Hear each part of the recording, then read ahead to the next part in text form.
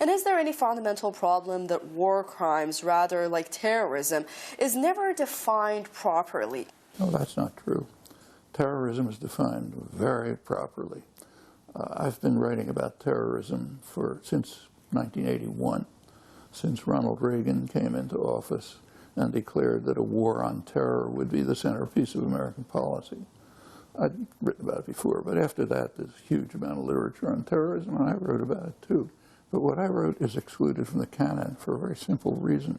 I took the official definitions of terrorism which are pretty good. I took the definition that's given in US and British law, which is a fine definition, but has a flaw.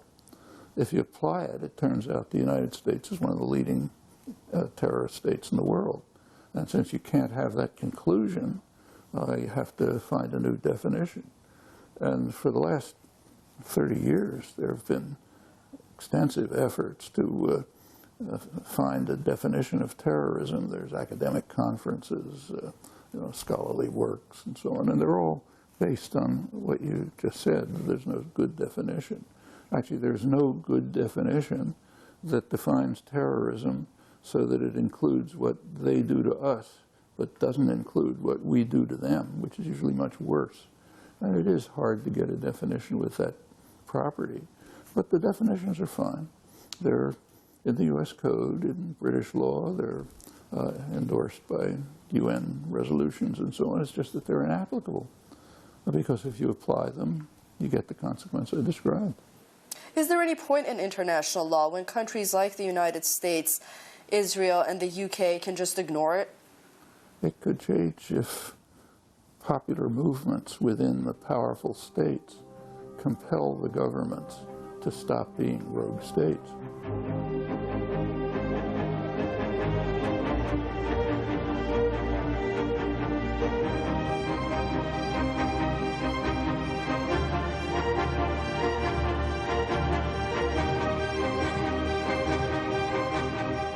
The American people don't know that to attack a country that has done you no harm is a war crime.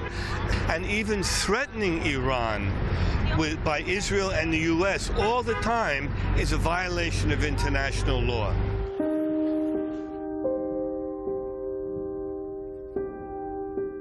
By now, the world is considerably more diverse. The U.S. is still by far the most powerful state, but it can still and does pronounce the principles of 1945, but it's much harder to implement them, and often it can't. U.S. power has diminished increasingly in recent years. You could run through it, but it really starts in the late 40s. So one thing that can change is the international system. Another and major factor has to be internal to the aggressive states. With regard to Israel, it's a different issue. Israel can do just as much as the U.S. allows it to do. So if the U.S. were to withdraw participation in Israel's crimes, it would have to stop. Why does the United States avoid to be involved in the ICC? For the same reason that, as I said, it's the only country to have rejected an International Court of Justice decision. It is above the law. It wants to be able to act freely. In fact, why is the U.S. so hostile to Iran? It's kind of interesting to look. I mean, we have an authoritative answer. It comes from the Pentagon and U.S. intelligence. They say Iran could be a deterrent to the United States. And the U.S. cannot tolerate a deterrent. If you want to use force freely, and you feel you have a right to, a deterrent can't be tolerated. Professor Chomsky, thanks so much for joining us.